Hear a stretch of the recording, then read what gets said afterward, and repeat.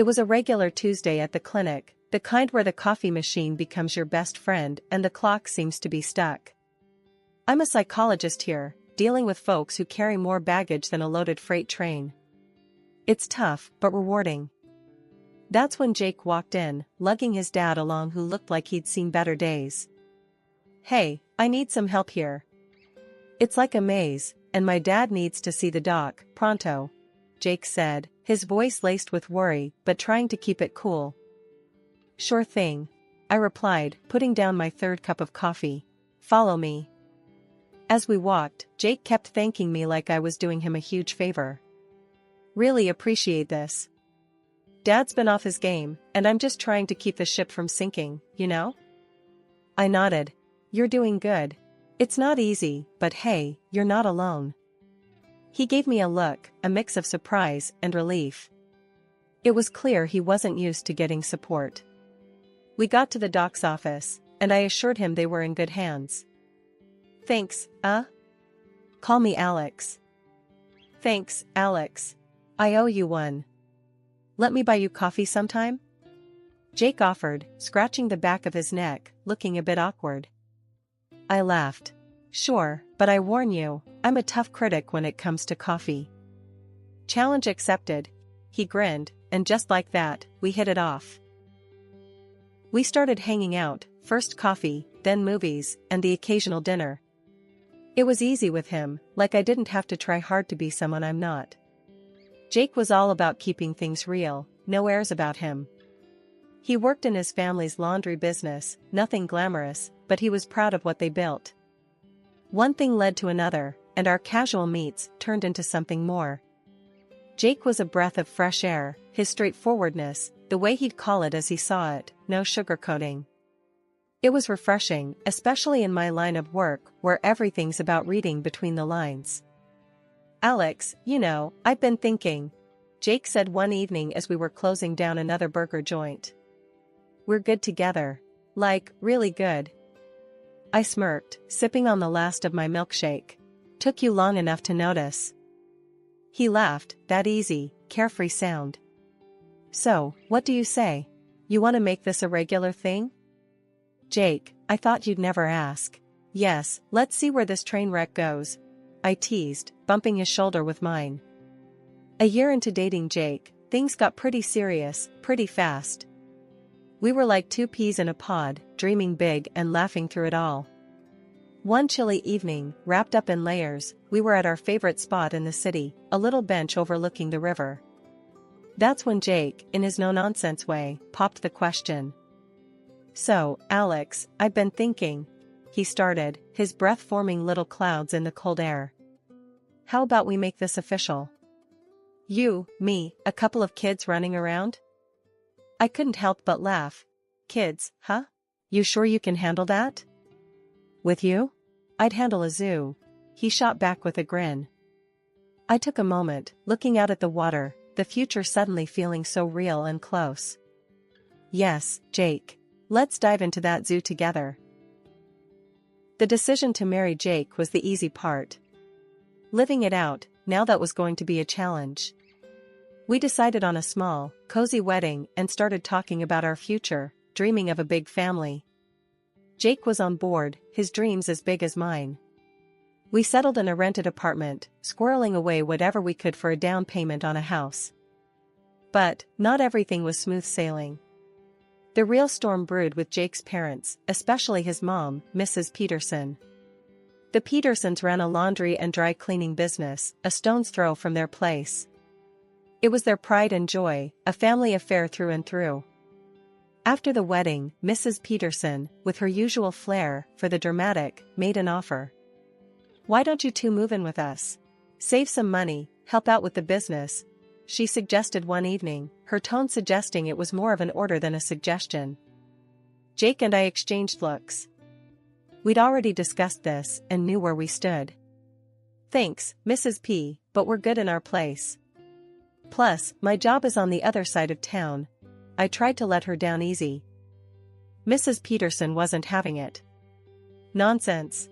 Alex can quit her job. We need her here, in the family business. It's high time she started contributing." she pushed, her eyes locking onto mine like a hawk. I took a deep breath, keeping my cool. I respect what you built with the laundry, really, I do. But I'm a psychologist. I help people too, in a different way. I can't just give that up. It was like talking to a brick wall. Mrs. Peterson's disapproval was palpable, her remarks getting sharper by the day. She couldn't understand why I wouldn't want to fold clothes for a living when I could be helping people sort through their mental and emotional laundry instead. Jake tried to mediate, but there was a clear tension every time the topic came up. We loved each other, but the shadow of the family business loomed over us, testing us, pulling us in directions we didn't want to go. Life's got a funny way of throwing curveballs, and just when Jake and I thought we had things kinda sorted, his dad's health took a nosedive. And then he passed away. It hit Jake like a ton of bricks. He was tight with his dad. And Mrs. Peterson, well, she was a wreck, clinging to Jake for every little thing. That's when the real test began. Jake came to me one evening, looking more serious than I'd seen him in a while. "Alex, babe, we gotta talk. It's about my mom." I knew that tone. "What's up? Your mom okay?" He took a deep breath, running his hands through his hair, a sure sign he was stressed. "Not really. She's not doing great, and she's not handling it well. I'm worried about leaving her alone." I sat down, bracing myself for what I knew was coming. "You're thinking we should move in with her, aren't you?" Jake nodded, looking guilty. "I know it's a lot to ask, Alex. It's just, I don't see another way." The idea of living with Mrs. Peterson, with her constant digs and that my way or the highway attitude, had me breaking out in hives. But I saw the desperation in Jake's eyes, and damn it, I loved the guy. "Look, Jake, I'm not gonna lie. The thought of living with your mom gives me nightmares. But I get it, family's family. We'll figure it out." He grabbed my hand, relief washing over him. "Thanks, Alex. I promise, we'll make it work." Moving in was rough. Mrs. Peterson had an opinion on everything, from how I dressed to how I cooked. It was like walking on eggshells covered in landmines. One evening, after a particularly long day at the clinic followed by an even longer commute, I came home to find Mrs. Peterson in full critique mode. "That's not how you fold the towels, Alex. And dinner, well, I suppose it'll have to do." I clenched my teeth, counting to 10 in my head. "Mrs. Peterson, I'm doing my best here. Maybe you could show me how you'd like things done?" She huffed. "Well, if I have to do everything myself, what's the point of you being here?" Jake walked in just then, catching the tail end of the conversation. "Mom, come on. Alex is helping out a lot. Let's give it a rest, huh?" Mrs. Peterson shot me a look that could curdle milk, but backed off. That night, Jake and I had a long talk. "Alex, I know this is tough. I see it, and I'm sorry. But we're in this together, okay? We'll make it work." I nodded, exhausted. "Together. But Jake, something's gotta give. I can't keep doing this dance with your mom. It's like she's got it out for me." He squeezed my hand. "We'll figure it out, babe. We always do." 6 months in, and I'd had my fill of getting an earful from Jake and his ma every day, like clockwork. Their gripes and digs were my daily bread, couldn't do anything right, according to them. So, I figured, maybe if I wasn't around as much, they'd find someone else to nag. I cut down my hours at the clinic to a part-time gig and started putting in shifts at the laundry in the afternoons. Jake seemed up for it, saying it was a smart move. But then he drops on me that he won't be paying me a dime. "Let's not muck about with the taxes and all that," he says. "You'll just use the family account when you need to." Sounded a bit off, but I let it slide. I was more into smoothing things over than counting pennies. That was the plan, then. Clinic in the morning, drowning in suds by afternoon. Jake reckoned it was a win-win. I wasn't so sure, but I was willing to give it a shot, hoping it might ease the constant bickering at home. Plus, it'd be a chance to get a real look at the family business, see what all the fuss was about from the inside. I threw myself into that laundry business, heart and soul. Before I knew it, I was spotting gaps and thinking up ways to pull in more folks. It wasn't just about washing and drying, it was about giving people a reason to choose us over the next place. But when I laid my cards on the table, hoping Jake would see the potential, he shot me down. I've been in this game since I was knee-high. What do you know about running a laundry? He scoffed. I was gutted. But worse, I started noticing the numbers weren't adding up. Fewer customers, more complaints. It was a sinking ship, and I wasn't about to go down without a fight. I tried talking to his mom, thinking maybe she'd get it. I even found the perfect spot next door to expand. But no dice. Jake was her golden boy, could do no wrong.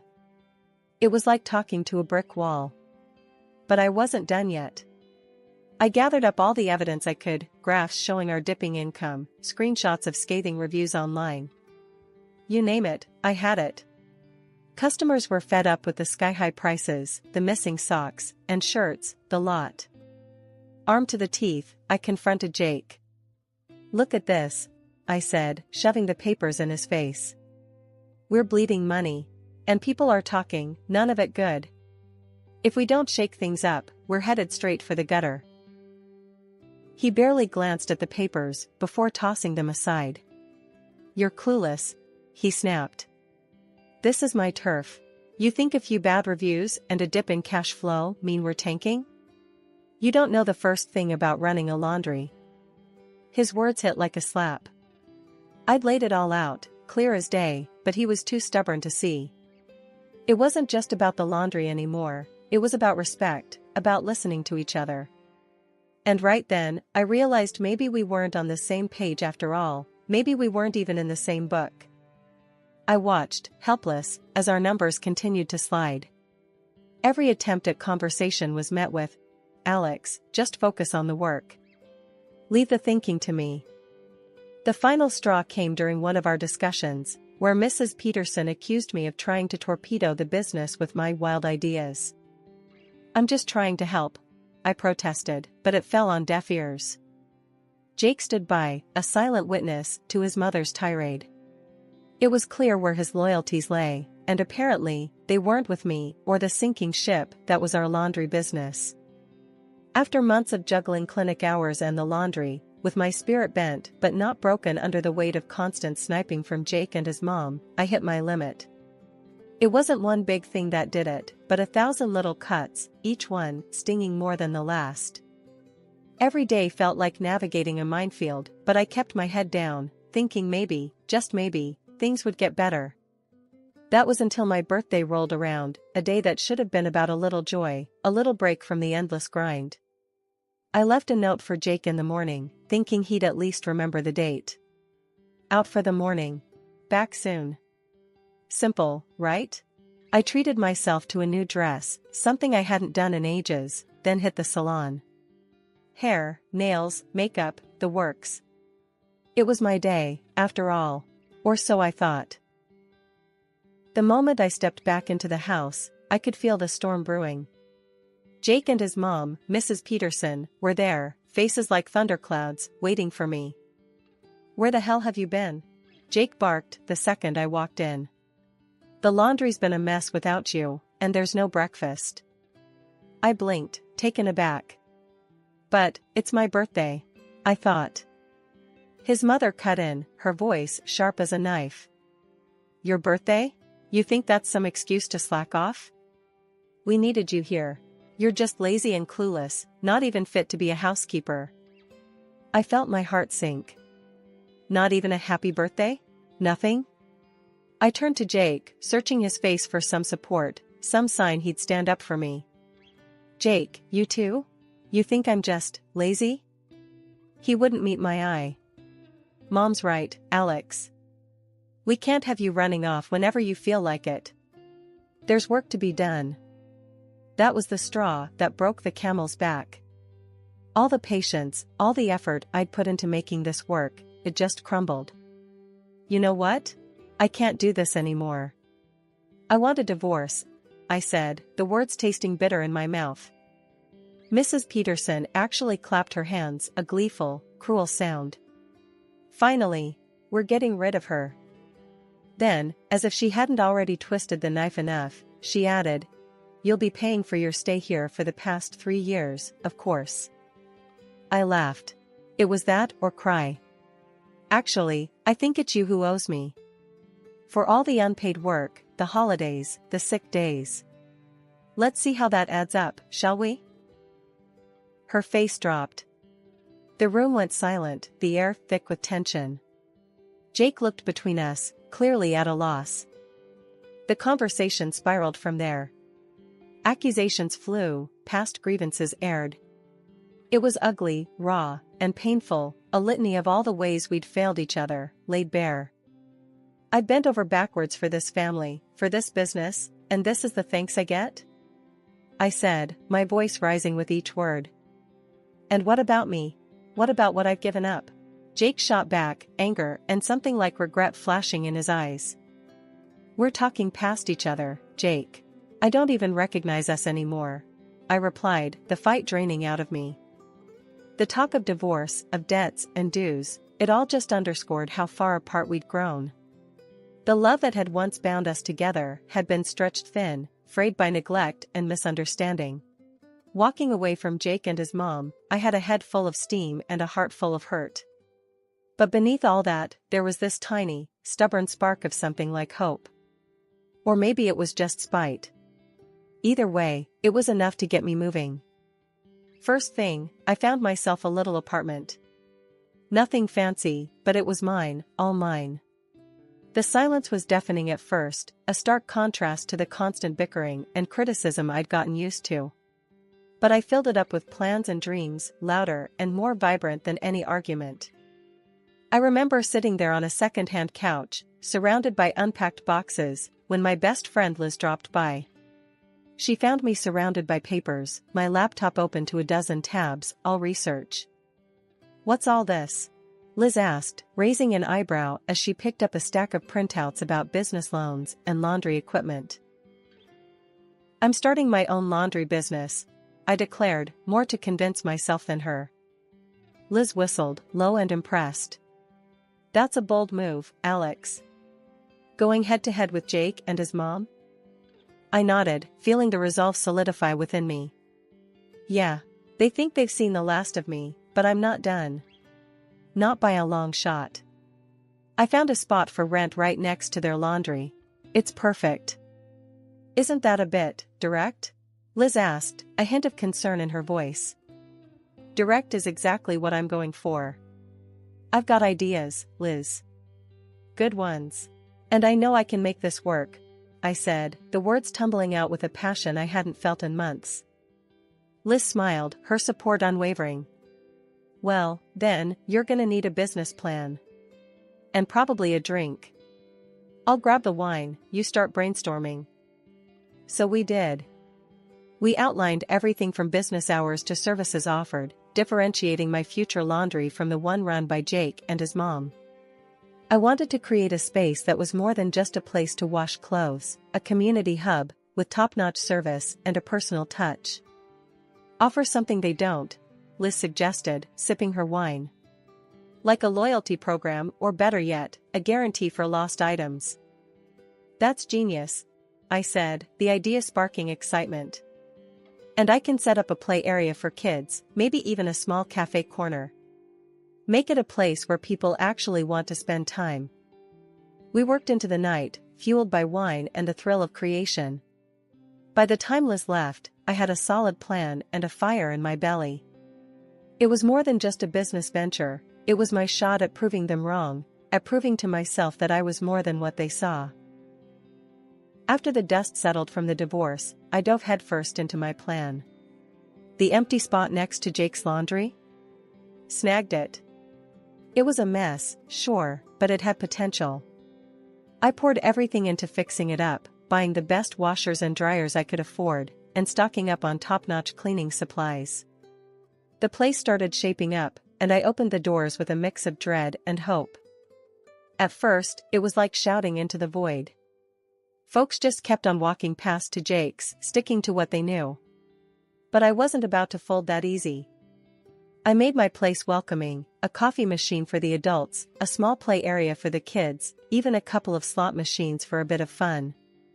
I stayed open round the clock, added security cameras, and made damn sure everyone's clothes were treated like treasure. Listen, I'll give you the best service you've ever had. I'd tell anyone who wandered in, half curious, half skeptical. Not happy with the clean? It's on the house. But when you see the results, you'll want to come back. Guaranteed. Word started getting around, thanks to the effort I put into every detail and every customer. Reviews on the internet began flipping from skeptical to stellar. Never seen my whites so white, one said. The coffee's a nice touch, said another. Love the spot for the kids, chimed in a third. Before I knew it, my little laundry was buzzing, lines forming even in the early hours. My laundry became the go-to spot, not just for the quality of the clean, but for the community I was building. People didn't just come to wash their clothes, they came for a chat, a cup of coffee, or just a break from their day. It was more than a laundry, it was a place people looked forward to visiting. The success was sweet, not gonna lie. But the best part? Knowing I did it my way, with integrity and a hell of a lot of hard work. Jake and his mom could keep their old-fashioned ways and their grudges. I was moving forward, one satisfied customer at a time. The day it all came to a head, the air was thick with the scent of detergent and success.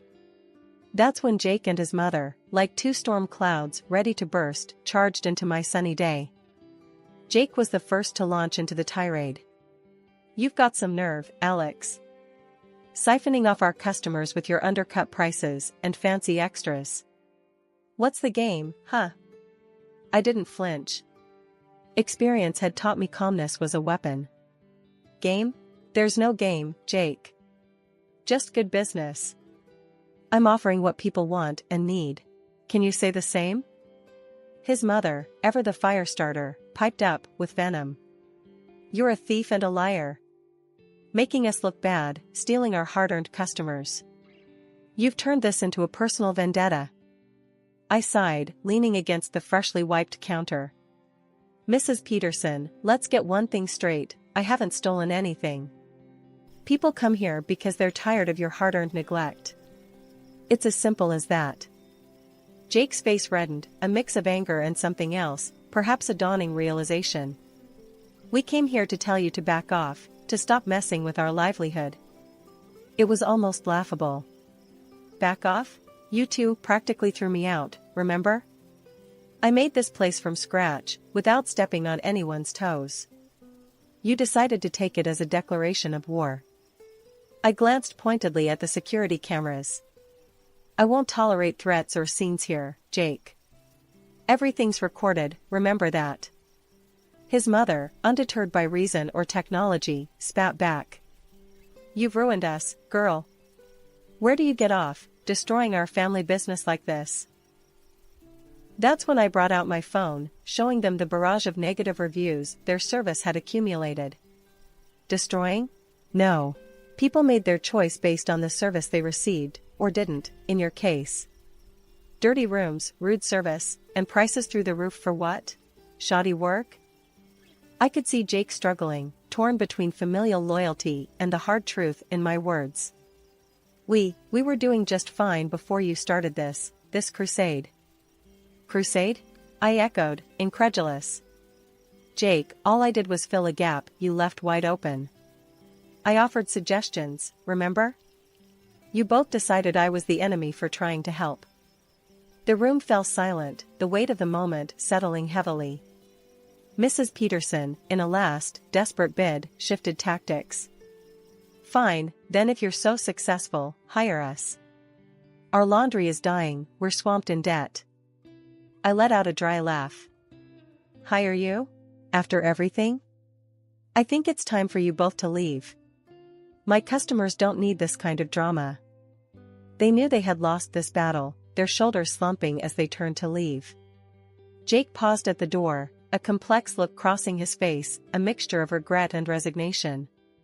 "This isn't over, Alex," he said, but it lacked conviction. But it was over, at least for me. I had built something out of the ashes of their disdain, a place that brought a little bit of joy and cleanliness into people's lives. And as they walked out the door, I turned back to my bustling laundry, a smile playing on my lips. This chapter of my life was closed, and I was already looking forward to the next.